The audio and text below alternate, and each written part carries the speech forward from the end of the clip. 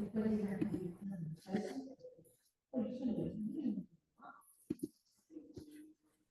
I know you're prepping for this lesson, but did you get my email? Yeah.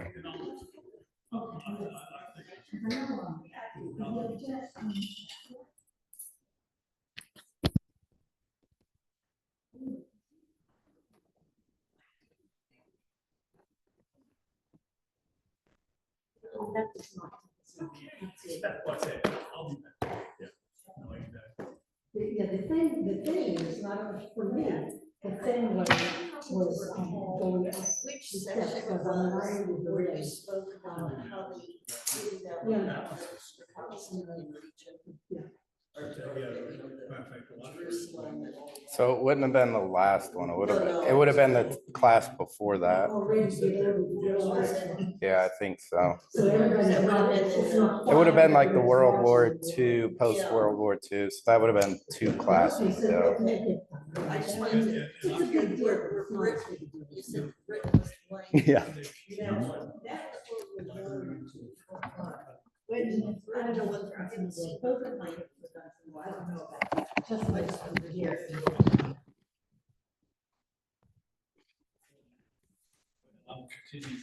Testing, testing. Testing. You guys are fine.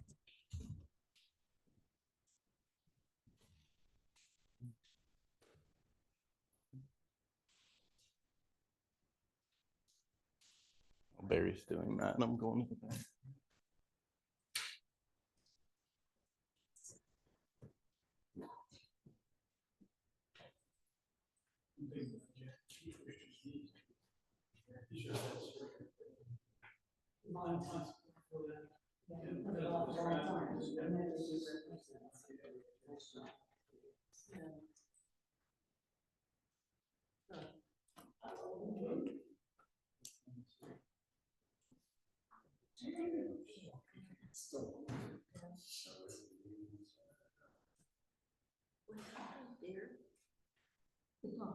Oh, yeah. Such a dog sitting beside me. Someone's at the door. And I'll just see go down. Across, no, Boom. straight across. Straight across. Oh. And I thought I had it all, at least what it was bleeding. But I'm wrong. You'll be okay. I have many ones. I had 2 German shepherds in my house. Do they ever stop on me? It's Oh, almost they like. lay on me. The one that's 120 pounds. They're big dogs. Yeah, well, Sam is. Yeah. He loves to like lay on. To be a lap dog, yeah. He is my cross to bear. He Yes, he is my cross. I'm sitting and I have one this much space and he's got. I mean, we allow Does him he on the use this couch. space? No. No, and then he'll like leave like 6 or 12 inches down there so he can scoot closer and be right on top. Yeah. Yeah. Although I don't know, he had. Oh, yeah, yeah. And it's hard to train that out. Yeah, well, I'm not a good trainer, obviously. That's why he's my cross to bear. No, Janet, she needs it all the time. No. Good. I'm just too tired to control. Yeah, control it. That's Bill's. Bill's, yeah, that's Bill's. He's not a good trainer either. It turns out. I agree. Me too. Who you guys bad mouthing? My head for me.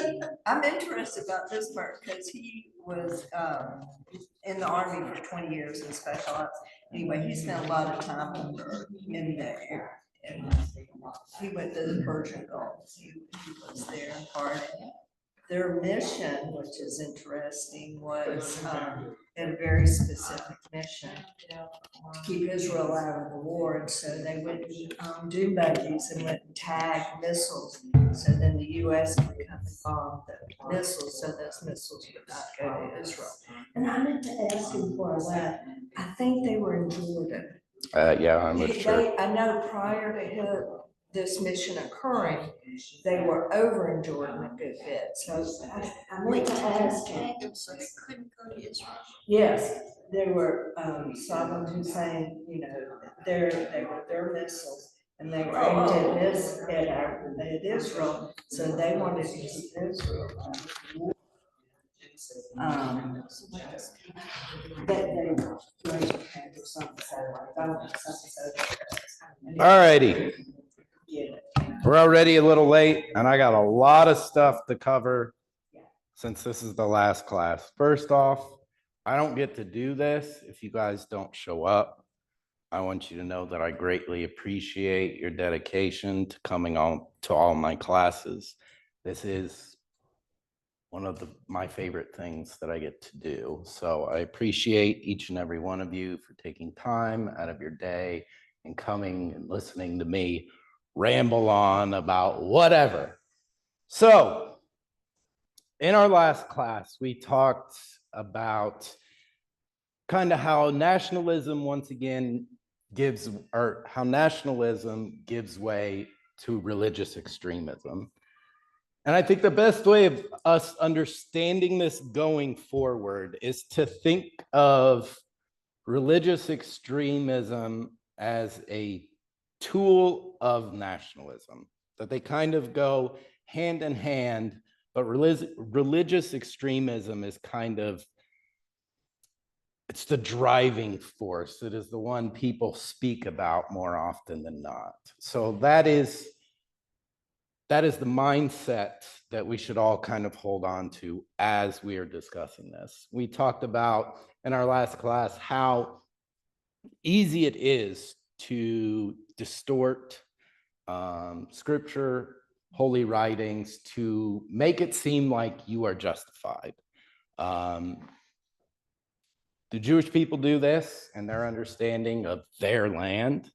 We talked about how the Muslims do this when it comes to an understanding of jihad. Jihad in its original intent, its original meaning was the internal struggle against man and sin. And it became this projected outside, we have to kill our enemies type thing. And then we talked about, we ended last class with 9/11. This is very influential for the rest of the history, the time period that we are covering. And it is important because US interest in the Middle East becomes a hyper focus for security. All right. We have the war in Afghanistan, we have the war in Iraq, we have terrorist organizations all over the place, Al-Qaeda, the Taliban. We have the United States. Wherever the United States hyper focuses, there is money, there is attention, and there is conflict. And we talked about how the US always needs a partner, and Israel is that perfect partner.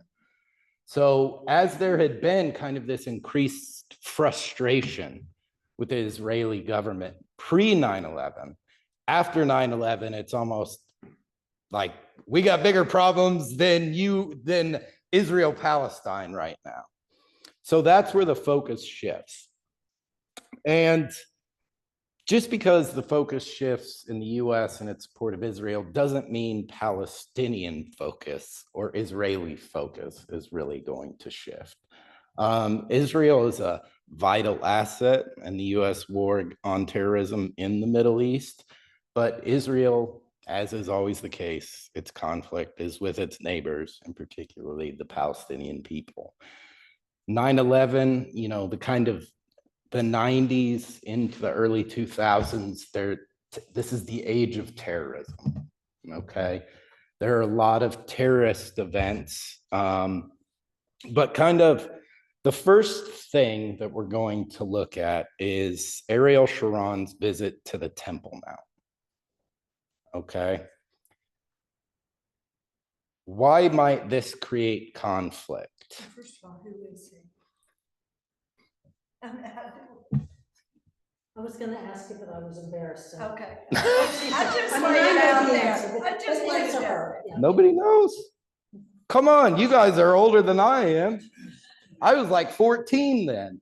I repressed. Yeah, very good. He's a Jewish leader. Raising our babies, so. Yeah, he's the prime minister, president. He's the prime minister. Yes. Yeah, he was the prime minister of Yeah. Israel. So why I knew that. would it be such a massive issue or a massive deal to the Palestinian people, specifically Muslims, that he would go to the Dome of the Rock, the mosque, which is also the Temple Mount? And this occurred after the war? had Yes, this started? occurred after 9/11. I think this happens in 2000, so Yeah. right Yeah. before, but But right at that time. yeah. Why might? Yes. So the Jerusalem is a city divided. And this is an area, the Dome of the Rock is an area that many Arab Muslims cannot go to because of checkpoints. It's in the West Bank, right? No? Jerusalem, No. Yeah, the, right in Jerusalem. the Dome of the Rock is in Jerusalem. It is built on top of the Temple Mount. So in him going there is kind of seen as something sacrilegious to Muslims. One of their holiest sites has now been visited by, the head of their abuser, the one who's violating their nation. So this sees a huge increase in bombings and suicide attacks, once again, kind of ramping up the angst, the anxiety, and the violence between the two. And with this comes the hardening of kind of Israeli borders, checkpoints, and more construction in the West Bank. And we talked a little bit about, well, I think we talked quite a bit about settlements in our last class. So settlements being Israelis building compounds, many little towns in Palestinian controlled territories. Did they only do that in the West Bank or these settlements were? These settlements go, honestly, anywhere they can get them. Okay. But anywhere on Palestinian land Yeah, or they're territory? yeah. Okay. Could But- you refresh though, if it's in Palestinian territory, how is it that they were allowed to get in there and then develop this oasis? No military. Just, I mean, you go, you set up shop and you start building with armed guards and you drive out anyone who lives nearby. It wasn't discussed or okay. No, I was just thinking but in the same vein, government structure, or whatever, okay, this is something last week, it was like the infrastructure of the government of Israel is much more complex and developed than Palestinians are got to get to do. yeah. Yeah. So the land, property, whatever lines drawn or wherever, I think it's just, they can't really fight back in that development. Yeah, so they don't really have the vessel, kind of the means to fight back or to stop this. They're not unified enough. Their institutions don't have enough power to really mobilize any type of defense to, really bring it out into court or anything like that. And that's part of the issue that has existed since World War II, when the Israeli people, when the nation of Israel is reestablished. Palestinians don't have a good functioning government to work with, and that is always to their detriment. And all of these negotiations, it's one of those like, well, who, how many people are you actually speaking for? Because the nation itself, the nation of Palestine, is very divided. Are we speaking, does Hamas have the most influence? Does the Palestinian Authority have the most influence? Who should we actually be negotiating with?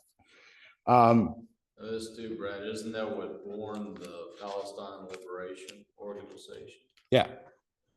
So that's also a factor. I mean, when you go there, like the different head wrappings, like all the different colors stand for different organizations. Like it really is. It's definitely not an American two-party system. Let's just say it like that. Is one more friendly to democracy than another? I mean, Palestinian Authority is democratic. Yeah. Hamas and Hezbollah are not No. democratically run organizations.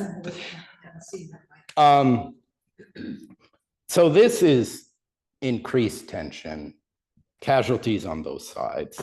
And then in 2005, they have what's called the Gaza disengagement. And this is the Prime Minister Ariel Sharon's plan, is to kind of withdraw settlers and soldiers from Gaza.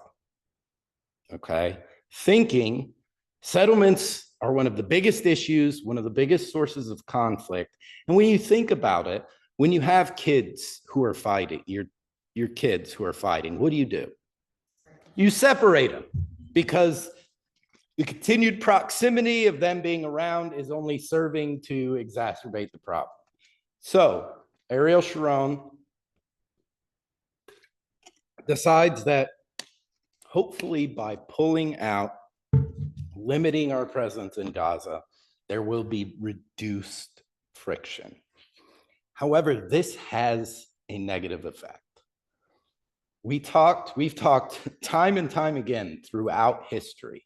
When there is a void of power, something is going to fill it. And with the chaos in Palestine and without any strong leadership, who is it that you think will step into this void? It's an organization that we've talked about numerous times in the last couple classes. Hamas. Yeah, the militant.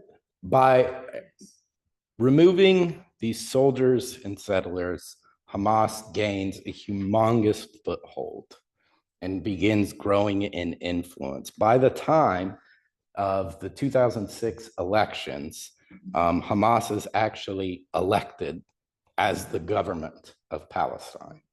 Okay, so now you have what is recognized as a terrorist organization now being the face of Palestine. Yeah, essentially. Now this will lead, because we have to remember Hezbollah is kind of West Bank area. But with this election, and who knows how free and fair it was, but violent clashes occur in 2011 after Hamas gains control of Gaza with these elections. The organization that's known as Fatah, I think I'm saying that right, but it's kind of relation to Hezbollah, still runs the West Bank. So you have even divides in Palestinians between Gaza and the West Bank.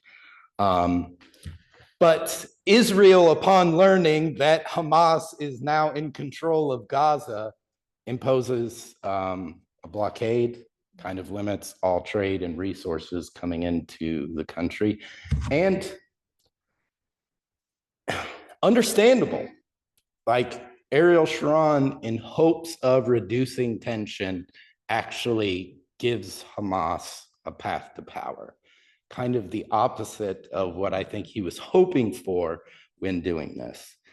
This leads to more military operations between Israel and Palestine. Israel goes really hard at targeting Hamas officials who are believed to be involved in terrorist activities. So this isn't just from the stuff I read, it appears that they were specifically targeting people that they believed were working with terrorists or helping plan terrorist activities, not Hamas leaders who didn't appear to be involved. Now, there were other sources that claimed they were just getting whoever. So it's kind of hard to tell, but more sources I saw definitely said that they were specifically targeting those involved in terrorist activities. But this goes on from 2008 to 2014, which So at this point, are there no more settlements? not all of the settlements were removed. But being in a settlement at this point is dangerous.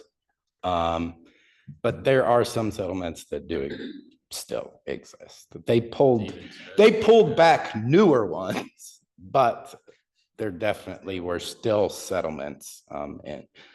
But thousands of civilians are killed. And this kind of continues to fuel this mistrust.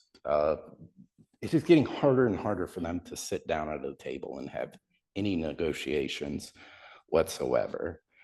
Then there's what they call the Great March of Return, which is kind of this push to reclaim Israel or to reclaim Jerusalem's Muslim identity. So obviously, the religious dimension is brought in, which only serves to intensify anger and frustration on both sides. Then, I think what becomes the biggest issue for Palestine is what they call the Abraham Accords. Do you guys know it?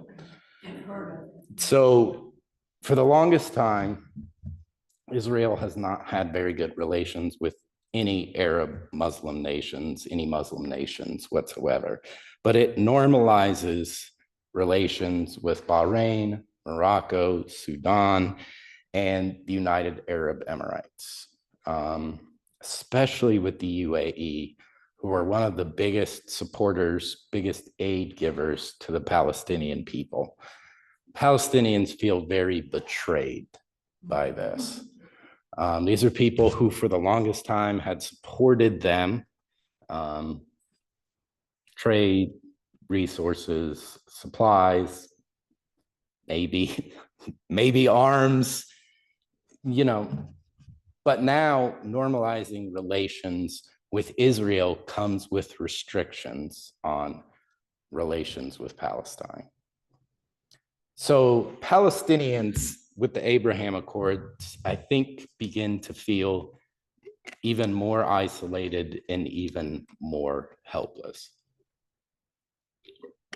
Now, yeah, 2020. Very recent. And I think just know that between 9/11 and very recently, there are terrorist attacks and deteriorating relations between the two nations. That ultimately, I think the Abraham Accords kind of turn the page into what we're heading into with October 7th. Once again, I just want to touch on the religious extremism and the kind of nationalistic identity. So the Israeli nationalism is very tied into Zionism. It's pitched as, security, settlements, essentially reclaiming all of Israel for the state of Palestine. It's important that we understand this, and I said it last class, but I'll say it again. This is Netanyahu's base. It's his base. It's the people that support him most. All the people running his government are associated with or members of this kind of Zionist movement. So what you have in essence in Israel is an extremist government who, if you took a poll in Israel, would not be the party that a majority of people would support.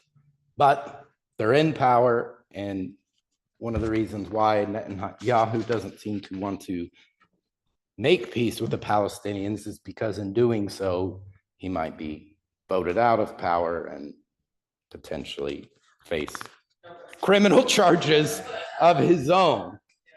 And on the other side, you have Hamas, who is also a terrorist organization and a radical extremist and nationalistic organization.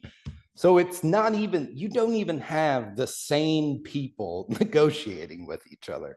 You have the irate browbeaters who are the ones that are supposed to be sitting at the table.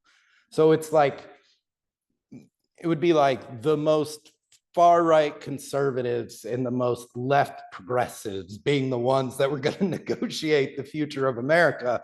It'd be like, nothing's getting done there. Those people aren't agreeing on anything. So that's what we have. That is the setting. And it's important to know that Netanyahu's government he's been in control of policy for now over a decade. And pushing this agenda under his kind of government rule, there's rapid growth of Israeli settlements in Palestinian lands. He legalizes what had once been considered illegal military outposts. And despite UN and even US pressures, continues to expand that settlement. Every opportunity he has, he undermines the possibility of kind of a unified Palestinian state, both geographically and as a government. If you've ever noticed, I was going to print it out, but I didn't have time. The settlements are built as a kind of way to divide the country itself of Palestine. So it kind of borders it off in sections. So getting from one part of Palestine could prove to be very difficult to get to another part because of the settlements. So there is a strategic game that is being played in where these settlements are being built. It has a reason. It is not just, oh, there's some nice land, we'll go build one there. There is a purpose. They're playing their game.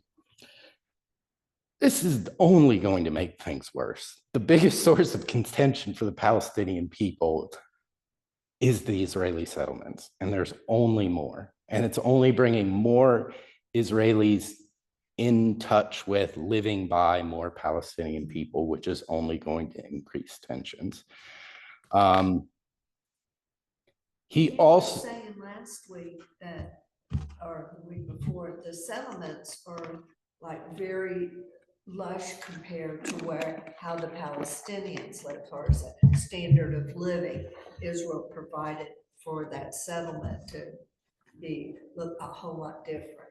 Yeah, so as you said, life in the settlements, green grass, all the water you could possibly want. Food, It's nice in there. Outside is like a third world nation. And the stark contrast between the two is, it's quite shocking to actually look out from a settlement into a nearby Palestinian city or town, or vice versa.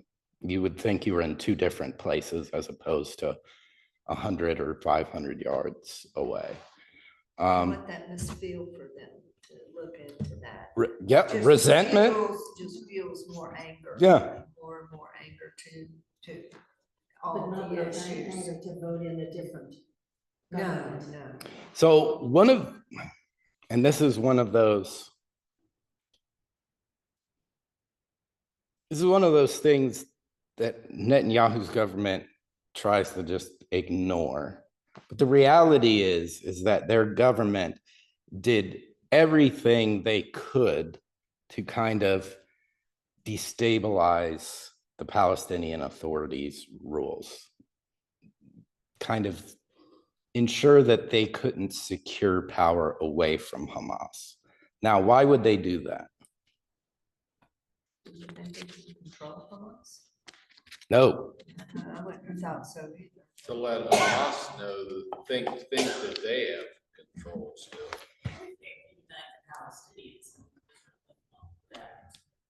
Or if they stabilize the leadership of the Palestinians, then Israel has a different. yeah. I mean, it might be safer, but maybe that's. So there's the political dimension of, I'm sure you all have heard, the two-state solution. Yeah. And that is to recognize Palestinian autonomy as a state, as a nation, with its own borders, without Israeli settlements in there. This two-state solution stands in direct conflict with a Zionistic, nationalistic view of what they want for the nation of Israel.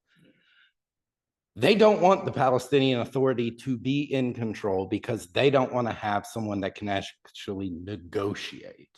Because Hamas is still a terrorist organization that many nations across the world don't even recognize as an official government that you can deal with.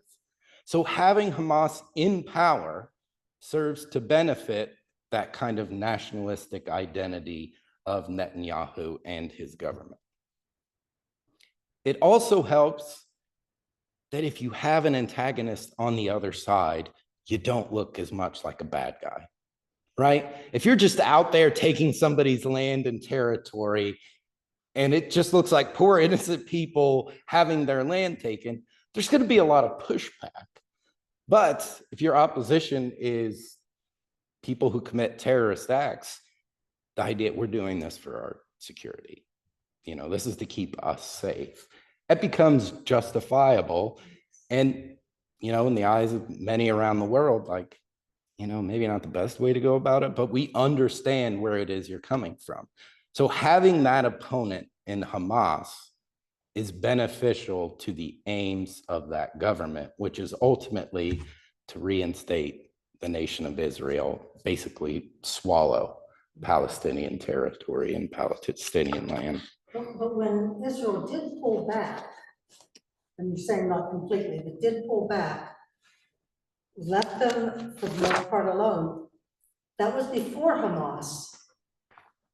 And then Hamas came in. So that didn't sound very strategic on Israel's part. Well, those are two different governments. So Ariel Sharon's government was the one who That's pulled what I back. was- okay. Ariel Sharon, to his credit, was trying to find,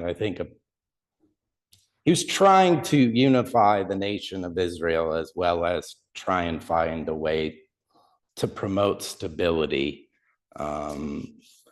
Unfortunately, unforeseen, Hamas steps into power, kind of making that almost impossible or extraordinarily difficult. I think one of the worst things that happens in Israel with the kind of amount of time his government spends in power is radical rhetoric, anti-Arab, incitement. It becomes normalized. So things that maybe during Ariel Sharon's reign would have been seen as, you can't say that, are now said on TV.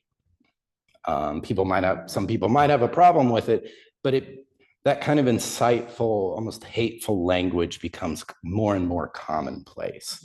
And giving permission for that to be said, I think does kind of lend some credence to these people. It dehumanizes. For those of you who come to the 7 Deadly Sins class, we talked about how the sin of lust is really about how we dehumanize other people. They become ways in which we become gratified in some way. I would say by this language becoming kind of normalized, it's dehumanizing the Palestinian people more and more. All the while, you have Hamas that is not doing itself or the Palestinian peoples any favors. There's rockets attacks from Lebanon, from Syria, all these terrorist attacks, only kind of perpetuating the cycle of violence, keeping the Netanyahu government in power, because these elections are about, for Israel, are constantly about safety. Who do we elect that has a plan that is going to keep us safe? And with Hamas, these terrorist attacks, this aggression, Netanyahu's government does seem like a viable solution to these problems. Not now to many people in Israel, to many people in Israel, but kind of, you could see as to why he would be popular and he would be elected. It seems like every step that either side takes just builds up more of a problem. Yeah. Instead of things ever getting better, they only ever seem to get worse with each. I don't know how, to be honest, I don't know how it can get worse now, which I think we're going to touch on a little bit. Before you can move on, I think it's probably not, what's the difference between the West Bank and Occupied West Bank is where Israeli forces have and provide security, essentially because it's, yes, it's like a safe zone for them that kind of buffers between. Yeah, essentially. It's a demilitarized zone. But they. It's kind of a buffer. But they guard it. Yeah, it's a buffer. They're in control of it, even Yeah. though it's so. Like So what do you want to do? Okay, I think it's probably important. US sends close to somewhere between $4 and $5 billion a year to Israel for security, just in the budget. That's not even like after October 7th, you know, that went through the roof, but $5 billion annually. Since October 7th, we have sent an additional $21 billion to Israel in arms, resource help, all of those things. A lot of, you know, that uptick after 9/11 is definitely a factor. So US support of Israel has always been integral. And we talked about this a little in our last class, but there are a ton of Israeli citizens who have dual citizenship in the United States. I don't know if you remember, I think it was when Obama was president. He did not want Netanyahu to address Congress. But Republicans were like, nope, he's coming, and he did, which was, you know, it was a huge source of contention because at that time when he came to speak, violence and tensions between Israel and Palestine were particularly high. Netanyahu wasn't as popular in Israel as he would have liked to think. But Israel has always done a good job of tugging on American thought. Benjamin Netanyahu was educated in the United States. He kind of knows how our games are played. And I would say he's always been very good at manipulating our government officials and kind of getting them to do what he needs. But they do rely on us for a lot. Without our support, especially right now, they would be in a whole lot of trouble. Yeah. I think it was somewhere in Pennsylvania, some school in Pennsylvania, I think, maybe New Jersey. I can't remember. Some Northeast school. But then we have, I honestly don't know what Hamas thought was going to happen. after October October 7th, 7th. 2023. What they expected to happen. So just in case you forgot, they took 250 hostages. They killed 1,200 people. There's talks of rape, sexual assaults. I mean, just horrendous acts of violence and barbarism. I still remember, I watched the news every morning and just sitting there kind of like in shock. And I think that's, once that initial kind of rage at least began to level off, I think people then began questioning the Netanyahu government. If you've been doing such a good job of keeping us safe, how could something like this happen without us even, this was a massive operation planned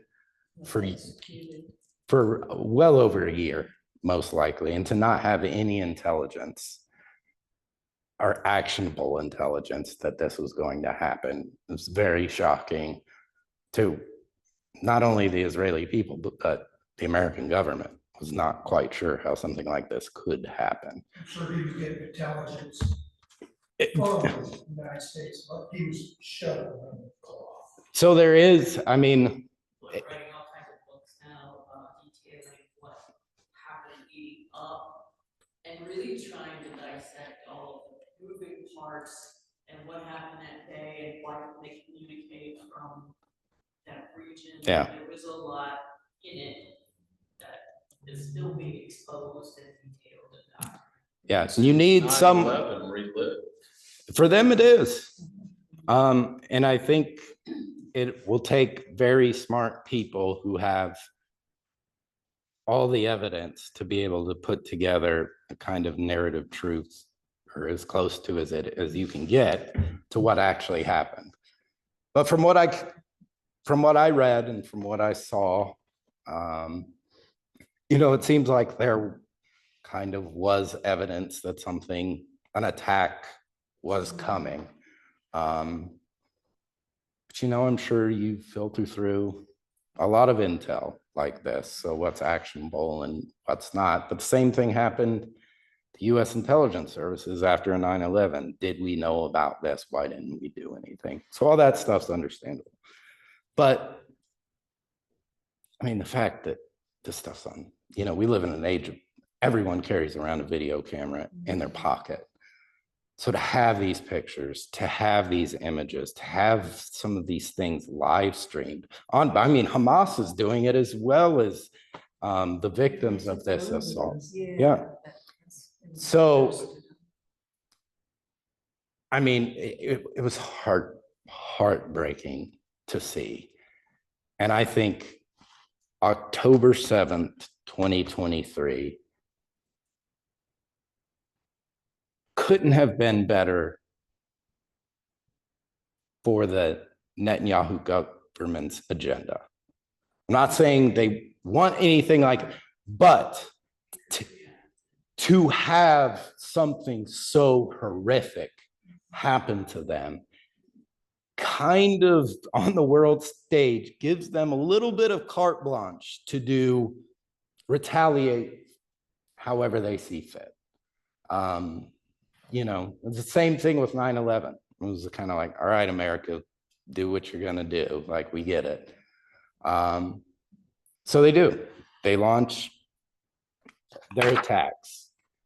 And I think, as is the case in all modern conflict, you get angry, you want to attack, you want to get retribution, but you start these things without a plan. Your plan is to get justice. And in all honesty, 9/11 is not about justice so much as it is revenge. The Israelis' war on Palestine isn't so much about justice as it is about revenge and kind of satiating our lust for blood after we are attacked. So I don't know how these statistics are relatively up to date, but I'm not sure how. This point, somewhere around 70 to 80,000 Palestinian citizens have died. Almost 130,000 have been maimed or wounded. 2 million have been displaced. So displaced, no longer can live or return to their homes. 2 million people, and they have nowhere to go because nobody wants. Yeah, why didn't the other neighboring they just didn't want to deal with it? They didn't want it in their backyard? I mean, I think a lot of the neighboring nations are like, if we let some Hamas people in here by accident, are we going to get a bomb in like a refugee center on our nation? Like, there's kind of like Israel can do whatever it wants right now. And I don't know if I want potential Hamas, refuge or fugitives ending up within our borders and all of a sudden making us kind of, we're giving them safe haven. And also it is a lot. You need a lot of resources to accept any amount of refugees. Hasn't Syria closed their borders recently to Palestinians because they're overflowing, they have no place to put them, and they're basically homeless, they're living on the streets, and so they're now saying that it's unsafe because for their people to stay there because they've had so much of an influx of people coming in, they just have nowhere. That's when they said, and we can't. Yeah. Syria, as was said, Syria had kind of closed its borders because it doesn't have the infrastructure to support this number of refugees. In fact, there are few nations in the world that could. Yeah. Syria's got its own problems. Yeah, Syria definitely has its own problems. I mean, their president is once considered a terrorist, who we now have normalized relations with, which, I mean, just, yeah. None of it at all. It doesn't make sense. To be honest, United States and China might be the only two nations that could take in the magnitude of refugees. Europe with Ukraine, that the countries are pretty much saying we can afford to take this many. Poland, I think, doing the brunt of the work in accepting Ukrainian refugees. But Poland's economy is much stronger than that of any of Israel's neighbors. And you have to remember the Palestinian people are kind of seen as, even in the Arab nation, as like, they don't have their own nation. They like they're It's not like the Jews before, so we need to find a place for them. Found a place for the Jews after World War II, because they had no place. So of course, I don't think there's another chunk of land that we can just push people out of it. Yeah, exactly. Support is not, for the Palestinian people, is not going to come from its neighbors.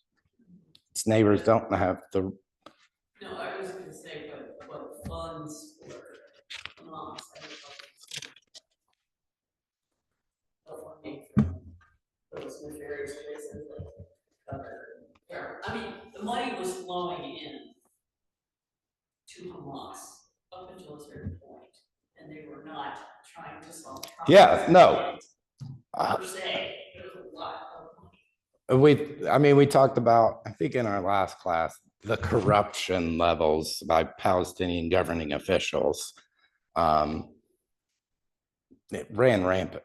I mean, the money wasn't getting to the people who actually needed it. But I think this kind of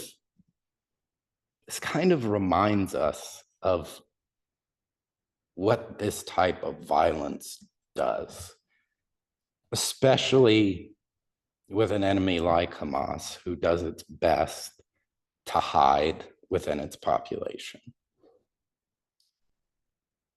But there are a lot of innocent people that have died, that have been wounded, that have been displaced, who probably hated Hamas and did not support Hamas at all. And now have to wonder if Hamas is offering, the retribution they talked about is now something that these people themselves feel. So we find ourselves, I would say, in probably the worst iteration of this conflict ever. Right now? Today. Yeah. Yesterday I turned on the news, they were talking about Netanyahu sitting, them sitting down, ceasefire, peace talks.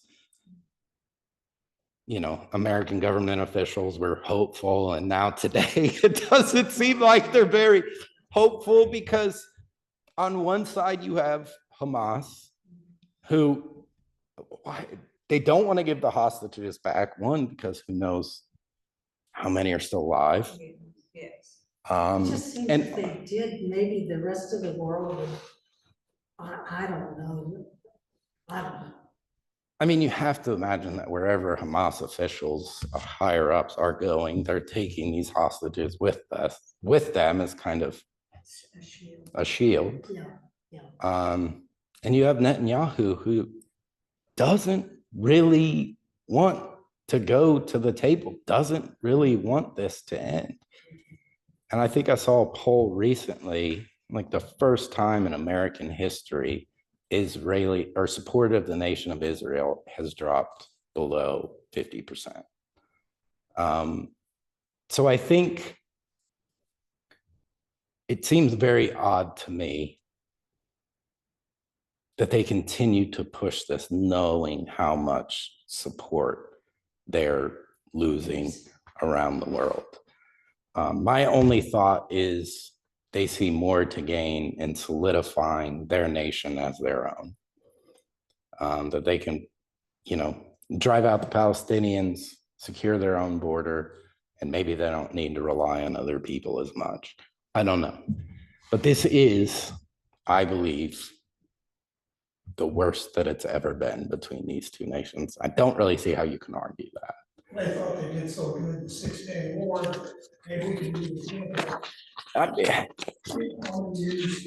38 million years. Under 6,000.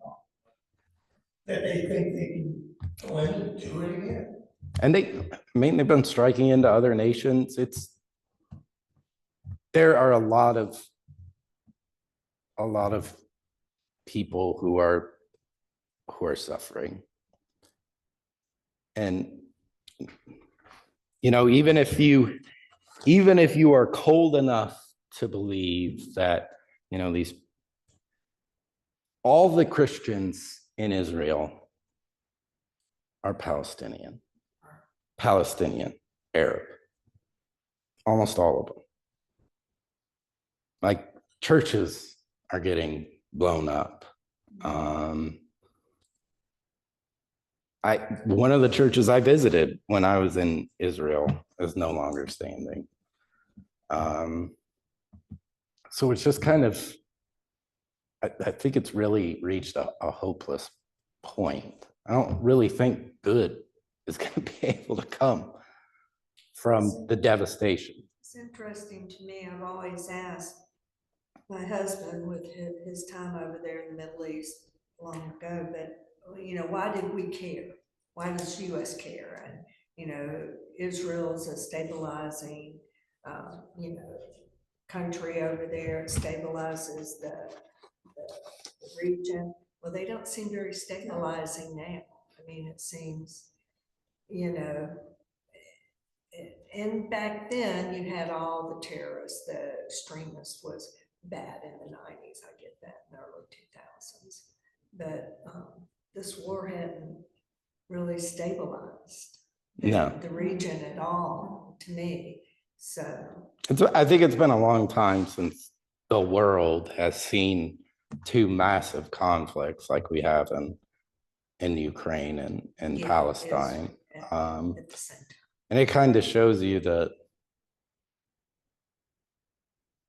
you know, wherever international support goes tends to be one who can hold out. The Palestinians have no support. No.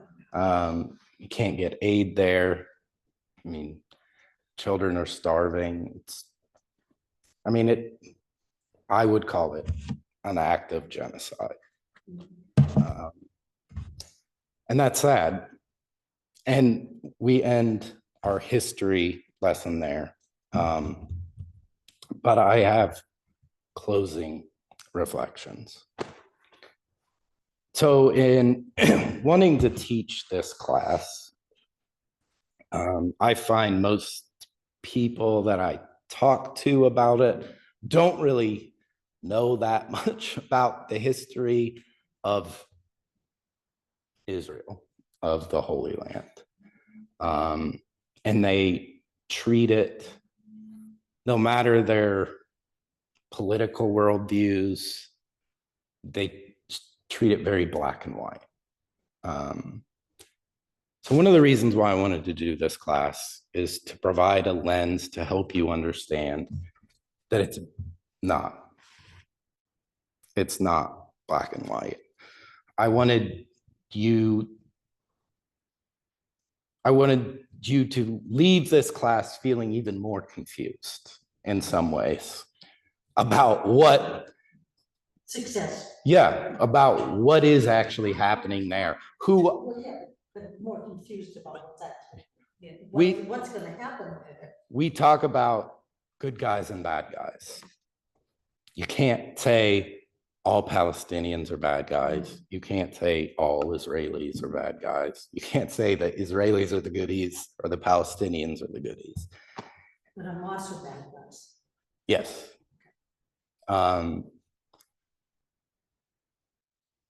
To be honest, the Netanyahu government and Hamas just need to be dropped into the ocean. But what I had hoped to offer, and I think it's an important lesson for us all, is how complex history is and how much it feeds and builds off each other. Every single one of these historical periods that we discussed led directly into the next, influenced the next. There's direct ties between the Roman conquest of the Holy Land and what is happening today, because each builds on the other. Every new historical age, every new ruler is in a way a response to those that came before. And we've seen how the Crusades are used as this kind of rallying extremist cry for, you know, Islamic extremism, that even something that happened in the 1100s is something that is kind of pulled out. I also wanted you to have a kind of in-depth look, because both sides claim a mythos in which they cherry pick certain events from history throughout time to serve their narrative, while also ignoring other facts that would kind of counter the story that it is that they are telling. History was my favorite class in junior high and high school. Matter of fact, that, and I didn't even like English class. I liked reading and, but I loved history, and I was so blown away in college about how poor my historical education had been in the American school systems, that it was just a very one-sided, simplistic view. Like everything was black and white. These are the goodies, and these were the baddies, you know, for everything. teaching all that. That's all. So, I think 17, 15 programs. And we're moving on, and I'm sitting here looking at all what you're talking about. The Crusades are even so watered down in school. It's like, we don't want our kids to know the truth. You know, we want to like make it all, you know, roses and things, you know, so everything is watered down, like the slave trade in Africa is now out of the history. Can't even talk about that. So we watered down so much of it that, the generations coming will have no deep understanding of any of this conflict. So when they say, you know, we want history not to repeat ourselves, unfortunately, it's gonna repeat because they don't. Those of our beings in the educational echelon don't want the kids to know the really true stories behind it. Yeah. And that's what makes it sad. Because we haven't learned history. we're going to repeat You it. know, history, people still do. It repeats or whatever, I mean, Anyway, I agree, it should be. Just, I mean, just another thought. I think what we can expect junior high people, high school people, college people to process and understand is different. So we can't be teaching seventh graders the same depth of information that we would learn in college. It has to build. And I'm also hearing what you're saying, that it's just wrong. But I think about your experience. You wouldn't expect to learn the same depth whenever you don't have the cognitive ability to process that depth of information. I don't know how the brain develops in children. I don't know the ins and outs of education. I was taught those things as if they were truth. As if they were truth. When you and generations building up to this area, people actually read outside of school. Nobody's reading. No. I did. Well, I I did way too much reading just for this class. And we're grateful. We're grateful for sponges. But I think the most, as I kind of reached the end of class, and as I kind of think about whatever lies ahead for our country, I couldn't help keep coming back to what will my role be if things continue to deteriorate? What do I hope my parishioners hear from me besides just the hope of the gospel? Because I think, as we kind of discussed, and as Jan said, like, human beings do horrible things throughout history, and there is a kind of cyclical nature to the way in which we act and behave towards one another. And I think the greatest disservice that we have done to ourselves within our own borders is to other people who don't agree with us. We don't listen, we don't discuss, we cherry pick our truths, and we don't look at the whole. We find things that work for us, that fit for us, and that's what the direction we're going to go. We're not willing to be challenged. So where does the church live and exist in a world that is becoming more and more polarized? I think the church is called to be a place that listens, that sees people as people, that sees those who are suffering as those who need care, as those who are the oppressors who need to hear the truth, and to need to hear prophetic voices. We live in this age where we can't be, there's no excuse to be ignorant of the plights of our neighbors. And I think it is within our Christian duty to do our best to empathize, to care for, and to love people that we might consider ignorant or whatever. Or this is what awaits. This is the type of world that we find ourselves in. And I think if we want church to matter in a world that descends that way, we need to be able to live differently than other people have in some of these other conflicts that we've discussed. But we should have a voice that says, we don't have to do this. We don't have to live like this. Because there were opportunities for Israel and Palestine to work out a solution that could have benefited both. Maybe not granting the wish list of everyone, but allow these people to peaceably live together. A situation that would have prevented an October 7th, that would prevented a horrific war that was to come afterwards.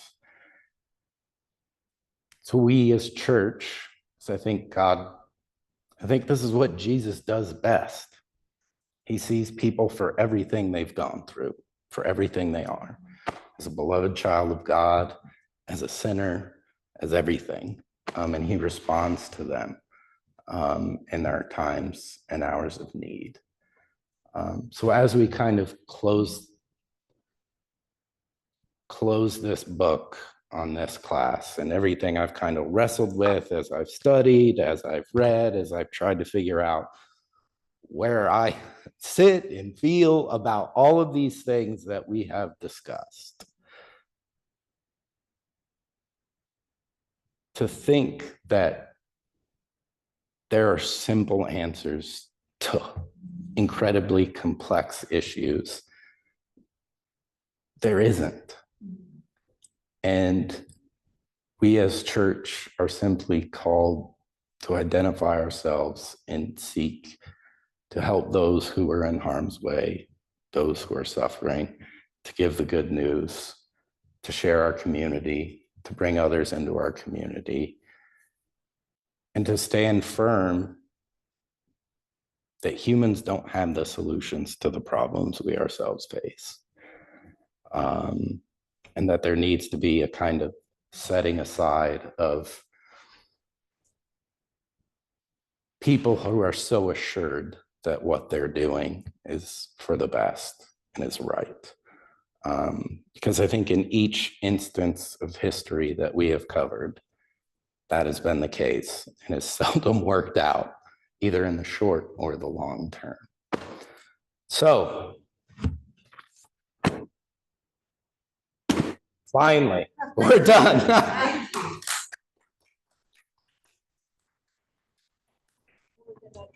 Me too. I think I forgot more than I talked about. And I see Palestine through history and how history got us to where we are. Good. Yes. That was the original intent. Yeah. So like I said, I need a break.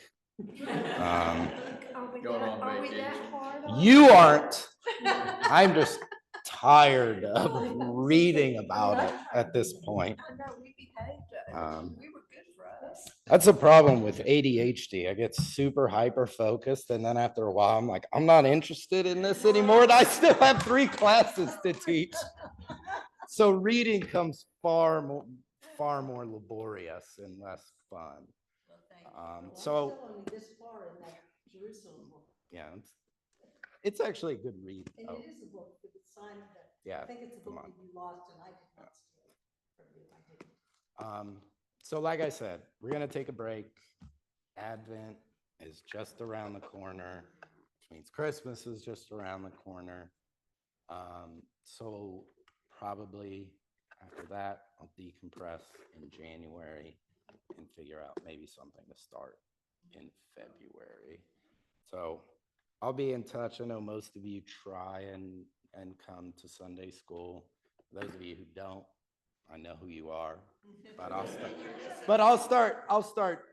What I mean by that is I will approach you, or I'll say something like, hey, this is what I'm thinking about And doing I have next. an excuse, I'm playing bells during Sunday school hour. Hey, I left No, no, bells. no, no. I left bells for you. Yeah, and so now I'm stuck with it. The what, Dave? Yeah, I'll have to see how I feel about that come the new year, but that's a possibility. I've thought about two different angles for the next class, because I already am thinking about it. One is kind of, faith in America kind of through the lens of Johnny Cash, kind of, an American icon, a person of faith, and kind of, I think he offers a very unique voice to a faith that maybe is different than what is mainstream. Think about, some of Johnny Cash's songs are not very Christian, but I think some of them could be in hymnals that aren't specifically religious, weren't written for church or anything like that. So I think he offers a very unique perspective. And I think Johnny Cash he's not a Lutheran, but I think he embodies kind of what a Lutheran, his flaws are very much out there, but there is something about him that's kind of, he has that desire for God, for not being defined by those things that he has done that he's not proud of. And some of his songs, say what you want, but a guy who goes and does concerts in prisons, like Yes. prison ministry, I've known a couple chaplains who do prison ministry. One guy in particular, I can't remember the name of the prison. Ham, you probably actually know. It's the state penitentiary in Louisiana, which is like the worst prison in the United States. And he did prison ministry there for like 5 years. And it's dark, it's heartbreaking. So like an American icon who goes and does concerts in a prison like that, it's unique. But I've also thought about Christianity in America. Because I think it's very interesting to understand kind of what American Christianity was when it started and how much it changed with waves of immigrants. People I don't think people really understand I was taught in history that the Puritans came over because they wanted religious freedom. The Puritans were kicked out because they were loons. Like the British people, the king didn't want anything to do with them. And they try to make sure that nobody else knew, they're, just because they want to know. but like their religious beliefs are like in no way, shape, or form like mainstream and weren't. And they wouldn't have gotten along with Luther very well at all. But kind of like what kind or what types of Christianity come over here and where do they take root? It's kind of interesting. Of course, the other end is like what the types of Christianity that exist in America today, I think really come out of, the people who took church to TV, kind of giving it that platform and that sense of entertainment. So I haven't decided. think there's a space for both. I'm growing more interested in both topics, so those are- Do one in January and another one later. well, the problem with, the reason why I don't want to do Christianity in America, because that could be just as long as this one. But it would be so good. But yeah, probably. Which involves the least amount of reading for you. I mean, the Johnny Cash one, we could probably do it. That's the other thing. It would be like 2 or 3 classes, maybe. Would it be more fun for you to do that, just as a break? 'Cause this I mean, was- I'll have a break. Question is like, And you have Sunday school too. And that's your very, well, Sunday school, you know, that one student that wants that 5. those 3 gold stars. I didn't get, I heard I lose another star got given out. I was in Seattle. It just dawned on me that like I have to pick something different for Sunday school because we've only got about 2 or 3 Just classes do left. this, repeat it. I can't. I'm being so bored. So hey, Sunday school Sunday, everybody be thinking about something, whether it's book of the Bible or whatever. I think we have about 2 or 3 classes left. Like I said, I think apathy will be a class unto itself. I'm excited to finish Lust. I think Envy is the one we'll do next after we finish Lust. So we'll do Lust, maybe start Envy, and then move to Apathy. I don't know. We'll see how it goes. So, and I have one more additional one if I can. You were adding a few. Yeah, I'm trying to like build my arguments in case anybody wants to push back. Like Lauren, whenever she decides to heal up, she wants to argue. How is she? She's worse today than she was yesterday, which is kind of surprising. So this is His wife's sick. I know what's going on. I did later, hear dog. that.